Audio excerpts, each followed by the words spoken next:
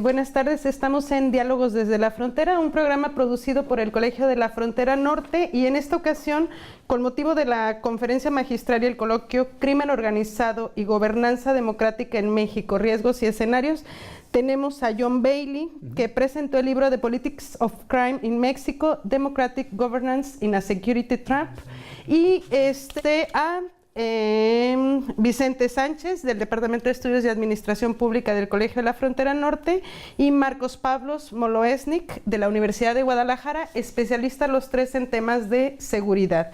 Vamos a platicar con ellos un poco sobre este libro, que es uno de los, o el más reciente que hay, 2014, sobre las cuestiones de seguridad y democracia en México. Primero me gustaría que los tres me dieran su opinión sobre los principales hallazgos, digamos, o los puntos más importantes de este libro, ¿no? ¿Cuáles son esos principales aportes que tiene? John Bailey. No, desde mi punto de vista, el tema principal es que hay una dinámica de cambio en México y hay posibilidades de un mejoramiento importante.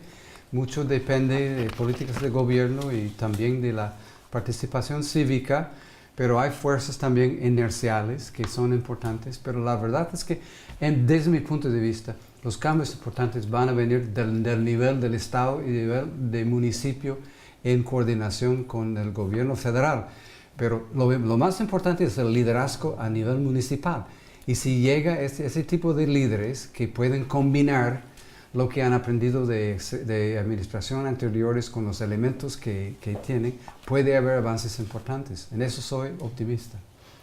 Ok. Marcos Pablo. En lo personal considero que lo que en el mundo anglosajón se conoce como el rule of law, que nosotros podríamos traducir como el imperio de la ley, que es una de las condiciones básicas para poder hablar con propiedad de Estado de Derecho, es el hilo conductor y de alguna manera el espíritu que subyace en esta obra. Yo lo que rescataría es algo que desde hace tiempo vienen alertando actores sociales y académicos, en el sentido de la necesidad de un nuevo paradigma constitucional, es decir, la necesidad de un nuevo pacto social, de una nueva constitución, puesto que desde el 5 de febrero de 1917 a la fecha, la Ley Suprema de la Nación ha sufrido aproximadamente 600 reformas y enmiendas, y por tanto esto no refleja los intereses de las grandes mayorías nacionales. Ok. Vicente. Creo que hay, por lo menos en este libro, es muy interesante en términos de la comparación que hace el autor, John Bailey, sobre lo que ha venido pasando en México y sobre las experiencias de otros países latinoamericanos, sobre todo Colombia, en términos de las problemáticas, cómo abordarles y cómo construir vías de solución. Entre ellas, creo que, bueno, en términos de la democracia, es un régimen en construcción todavía, tanto desde el Estado, pero también desde la construcción de la ciudadanía a nivel social. Y entonces, en ese sentido, en los dos canales, creo que en las dos divisiones, tanto a nivel del Estado como a nivel de la sociedad, está por construirse en los canales a través de los cuales construir la legitimidad de ese nuevo entramado institucional. Y eso quiere decir generar instituciones mucho más eficaces en términos de generar respuestas, mucho más limpias en términos de la relación con la sociedad y en términos de cómo se maneja la cuestión pública, pero también de una sociedad mucho más activa y vigilante de esas instituciones. Ok. Un punto central, me parece, en esto que retoman los tres, es la importancia que nos remite al cambio político. John Bailey lo ve de manera muy positiva, Marcos nos dice que tendría que venir desde la Constitución, y pues Vicente nos lleva a verlo comparativamente, ¿no? ¿Cuáles serían esos cambios, o qué opinas, por ejemplo, John, de este cambio constitucional de que nos habla Marcos Pablo? Hay una reforma política en marcha y en principio ya se ha pasado como leyes cuestiones como candidaturas independientes y plebiscito y algunas otras reformas importantes. Va a ser muy importante cómo se implementan esas reformas, porque da oportunidad. La reelección también es otra idea que va en camino. Va a ser muy interesante ver cómo se están implementando esas reformas, a ver si abre posibilidades de cambio dentro de este régimen, o si hay que haber un cambio fundamental, constitucional, como señala Marcos Pablo. Ok, Vicente, ¿qué opinas tú? De acuerdo a lo que conoces de las experiencias en otros países, ¿es posible este tipo de cambios? ¿O la implementación cómo la ves, con la experiencia que tienes sobre todo de una ciudad como Tijuana, ¿no? No, yo creo que es posible, digo, porque se ha dado en otros países. Nada es permanente en términos de, son procesos de larga duración, pero creo que justamente estas reformas a las que se refiere John, pues son parte de los acuerdos nacionales entre las élites políticas que son necesarios. De hecho, en su libro empieza por algo relacionándolo con una cita del expresidente Samper de Colombia, donde creo que es clave el que las élites tengan acuerdos de largo alcance en estos temas, que los temas como la seguridad se vuelvan un tema de Estado y no de gobierno o de partido político, y que además se tenga una visión de largo plazo en términos de estos temas como la seguridad pública. Ok, vamos a un corte, ahorita regresamos.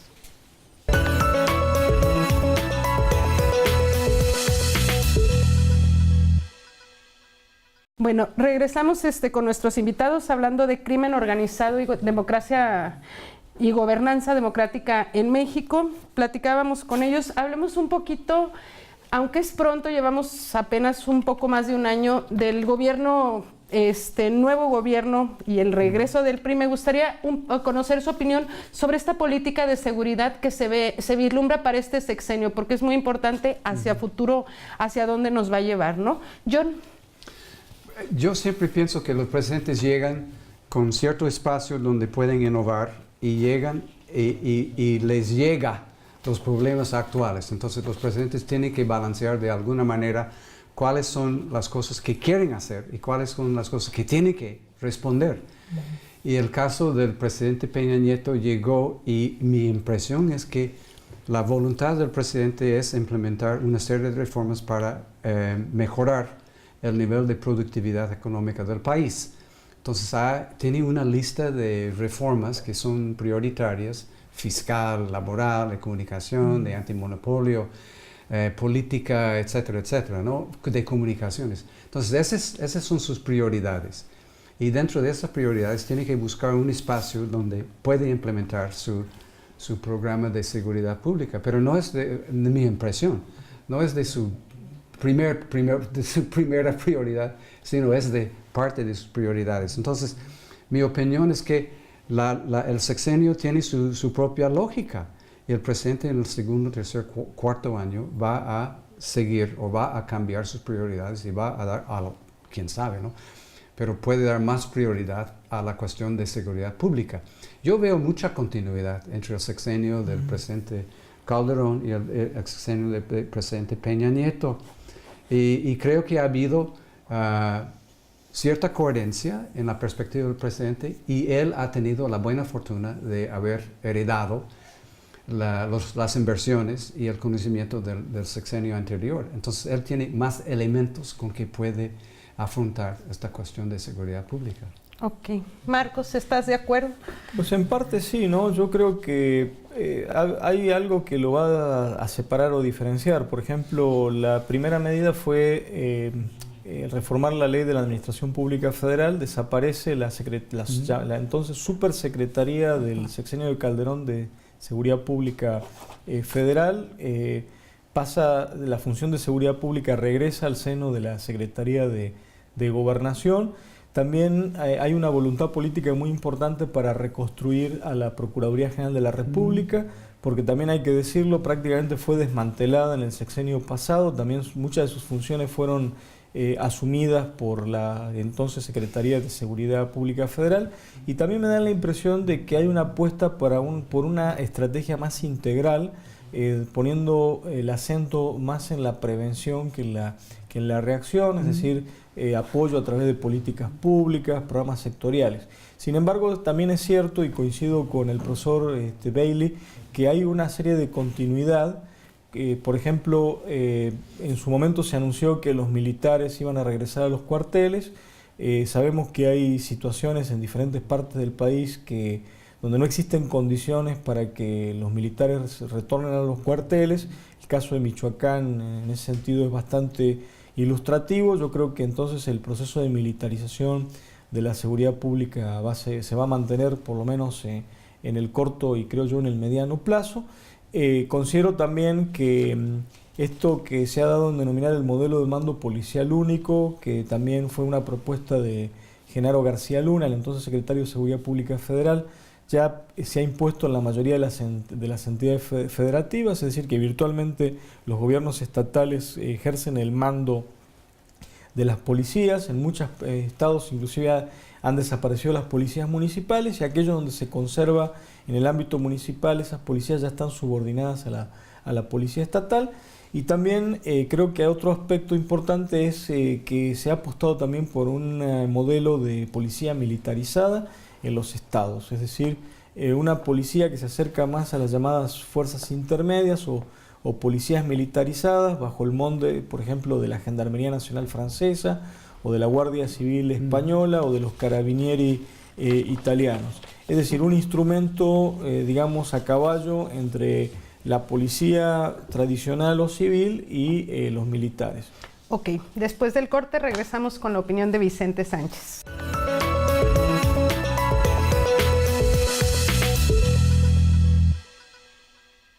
Regresamos a Diálogos desde la Frontera, platicando con John Bailey, Marcos Pablo Moloesnik y con Vicente Sánchez sobre crimen organizado, política de seguridad y gobernanza democrática. Vamos a escuchar la opinión de Vicente Sánchez sobre lo que es, hacia dónde se ve o cómo se vislumbra la política de seguridad del gobierno federal actual, ¿no?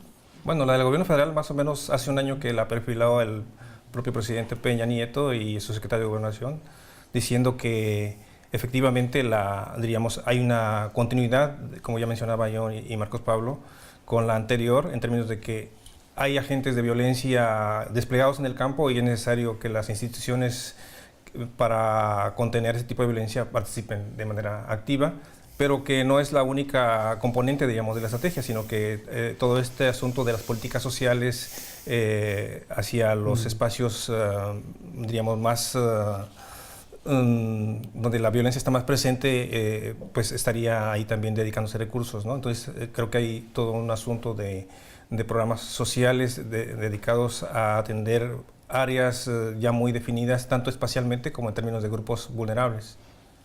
Ok. Hablemos de esto de las políticas sociales, también me parece, puede ser parte de una continuidad, al menos desde la parte que yo trabajo. Algo fue claro en el sexenio de Calderón, que era la política de la prevención y acompañarla desde actividades en el sector salud, desde el sector educativo y trabajar en esto. ¿Están pensando o vemos este mismo interés en políticas sociales, sobre todo lo que comentaba Marcos Pablo? ¿O de qué tipo de políticas sociales estamos hablando para que haya este tipo de estrategia? John. No, estoy pensando de tu pregunta anterior, que es el cambio de políticas públicas entre sexenios. Y se me hace que México todavía vive una especie de centralismo exagerado. Está esperando respuestas y soluciones de parte del gobierno federal. Y es cierto, hasta cierto punto el gobierno federal tiene pues la tarea de dirigir políticas públicas frente a crimen organizado y otro tipo de problemas de seguridad pública, pero lo importante es que los estados empiecen a florecer, si esa es la palabra, con respecto a tomar respuestas a estos retos de seguridad pública. Y todavía un detalle que me tiene un poco confuso es las responsabilidades de la federación y las de los estados y las de los municipios, porque en el sexenio pasado había cierto ciclo en que los gobernadores dijeron que este problema es del presidente. Y el presidente se quejaba de que los gobernadores no tomaron y no hicieron su parte. Entonces, cuando hablas de cuestiones de respuestas de políticas sociales, es algo que me interesa mucho, cuáles son las responsabilidades de los distintos niveles y cómo pueden coordinarse.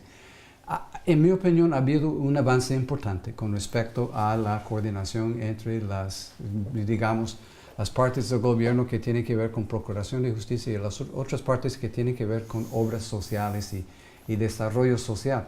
Todavía es un camino largo que correr, que hay una coordinación plena para que haya una estrategia que se lleva a un Estado y hay un acuerdo entre Estado y Federación y una implementación coordinada de programas sociales con programas de procuración de justicia. En México todavía no ha llegado, a lo mejor algunas excepciones, a una coordinación muy ágil. Entonces es de esperar que este gobierno va a avanzar en ese terreno. Ok, muy bien. Marcos Pablo, un comentario rápido sobre estas políticas sociales. La Constitución establece lo que se llaman competencias concurrentes, es decir, que son funciones y responsabilidades que comparten los tres órdenes de gobierno, el federal, las entidades federativas y los municipios en su respectivo ámbito de competencia. Hablando de política social, la educación y la salud son competencias concurrentes y lo mismo la seguridad pública. De manera tal que son responsabilidades de los tres órdenes de gobierno, claro, cada uno en su jurisdicción, ¿no? Pero en última instancia somos una federación y por tanto el gobierno federal de alguna manera tiene la responsabilidad última. Por eso es que la seguridad nacional sí es una competencia exclusiva del gobierno central. Ok, muy bien, regresamos.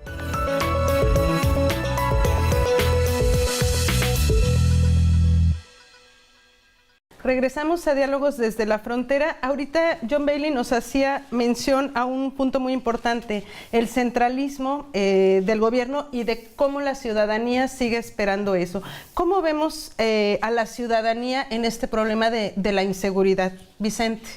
Bueno, creo que como el mismo John decía al principio de este programa, hay como una especie también de aprendizaje ya. Es decir, que hay experiencias en el propio país y en ciudades como Tijuana, Ciudad Juárez o Monterrey, donde la ciudadanía, y estamos hablando de diferentes sectores de la comunidad, participan activamente como vigilantes, pero también como acompañantes del gobierno en programas que tienen que ver con prevención sobre todo, pero también siendo parte de la Contraloría Social sobre las instancias que directamente participan en temas de seguridad.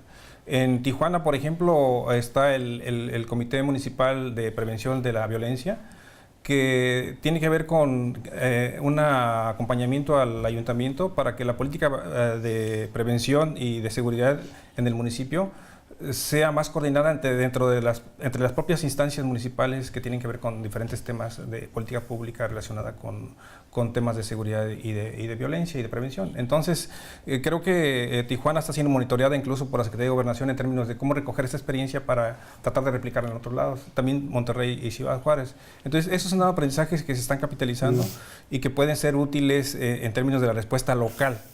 Y creo que en ese sentido no es solamente el reclamar el centralismo que es una práctica tradicional del sistema mexicano, sino también el explotar las potencialidades que tienen los gobiernos locales, tanto estatales como municipales.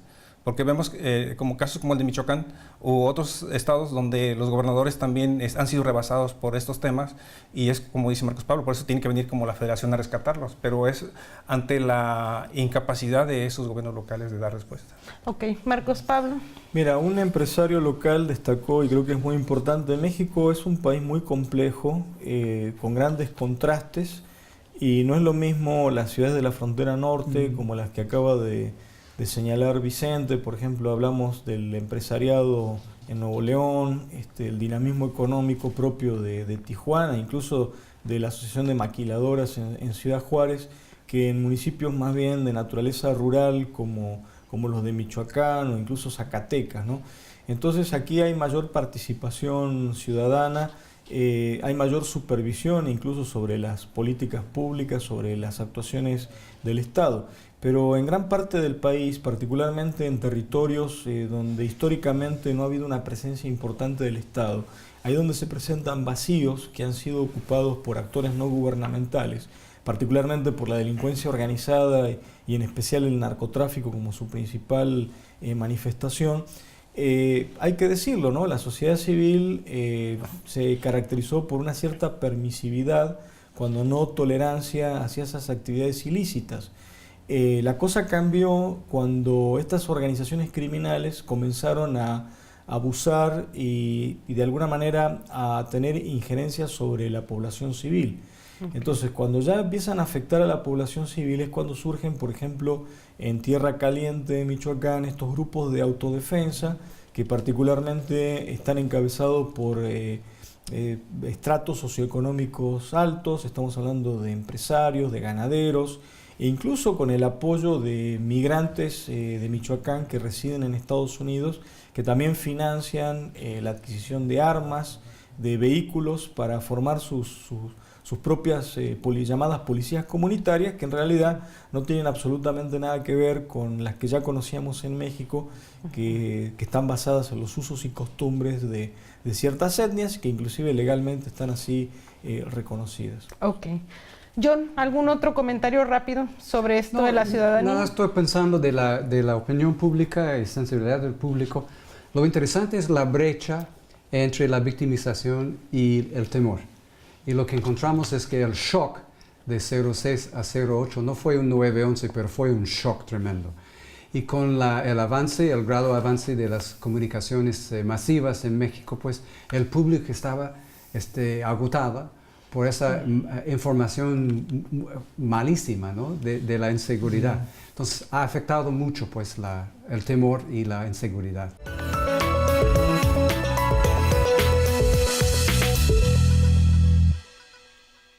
Regresamos a Diálogos desde la Frontera. Nuestro último bloque, hablemos de crimen organizado y gobernanza democrática en la frontera norte. Vicente Sánchez. Mira, creo que pasado de alguna manera este shock al que se hacía referencia a John Bailey, hay también una especie de ganancia de parte de la comunidad en términos de la pérdida del temor paralizante. Entonces, en ese sentido, pienso que tanto ciudades como Tijuana o Ciudad Juárez o la misma Monterrey, que habían sido tomadas por el crimen organizado y por las Fuerzas Armadas en la calle también, hay que decirlo. Entonces, llegó un momento de retracción de la comunidad en la que se encerró en su casa también, atemorizada por toda esta cuestión mediática del crimen. Pero estamos en un momento en que la sociedad se siente más fortalecida y sale a la calle y reclama y participa muy activamente en diferentes manifestaciones de la vida pública, no solamente con respecto al poder público como tal. Y pienso que este es un camino que de alguna manera ya lo aprendió la comunidad y va a ser parte del futuro próximo de estas ciudades y salvo excepciones como Tamaulipas o Coahuila ahora, que están en una situación que vivieron antes estos estados, pero pienso que va a ser el camino que van a tomar también en ese sentido. Ok, Marcos Pablo. Considero que es muy importante el tema de los liderazgos. Yo creo que en aquellas entidades federativas que han sido asignadas por una crisis de violencia y de inseguridad, ha habido un déficit, cuando no la ausencia de liderazgo. Y estoy pensando, por ejemplo, justamente en el caso de Tamaulipas, donde el candidato a gobernador fue asesinado a pocos días del proceso electoral y no tuvieron mejor idea que elegir o designar al hermano del occiso para que lo sustituyera, un empresario que no tenía absolutamente ningún conocimiento sobre la cosa pública, y bueno, los resultados están a la vista. Hoy Tamaulipas, su seguridad es garantizada por las Fuerzas Armadas, ya sea por la Armada, Marina de México o por el Ejército, dependiendo de la jurisdicción. Otro caso sintomático es el del Estado de Nuevo León, donde frente a la situación de violencia de la zona metropolitana de Monterrey, fueron los empresarios, ante la negligencia, cuando no la inacción del gobernador, los que concibieron y crearon y financiaron en un inicio la llamada Fuerza Civil, que es una policía militarizada, es la nueva policía estatal de Nuevo León, que poco a poco irá sustituyendo a los militares que están ahí desplegados. Ok. John, ¿es una ruta de escape? No, estoy pensando, cuando dices la frontera, son 2,000 millas, son 14 áreas conurbanas, entonces es un universo enorme. Y la apreciación de la tendencia ahí, me voy a enfocar en Tijuana. Tiene la imagen de un mejoramiento bastante apreciable en Tijuana. Y lo interesante es que sí, bueno, dos preguntas. Si ha habido un mejoramiento, creo que sí, en términos de violencia de cierto tipo. ¿Y a qué se debe?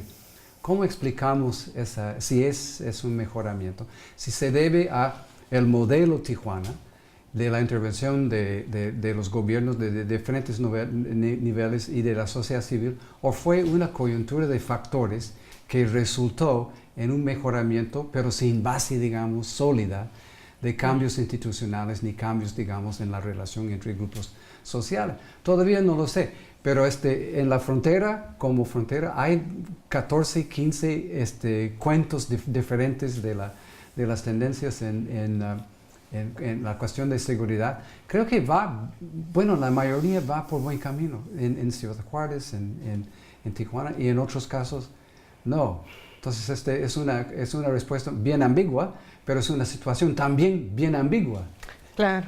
Bueno, pues aquí estamos platicando a razón del coloquio Crimen Organizado y Gobernanza Democrática en México, Riesgos y Escenarios, con John Bailey, quien presentó en el Colegio de la Frontera Norte el libro The Politics of Crime in Mexico, Democratic Governance in a Security Trap, y dos de sus comentaristas, Vicente Sánchez, del Colegio de la Frontera Norte, en la sede de Tijuana, y Marcos Pablo Moloesnik, de la Universidad de Guadalajara, a quienes agradecemos su presencia en este programa. Muchísimas gracias y hasta el siguiente.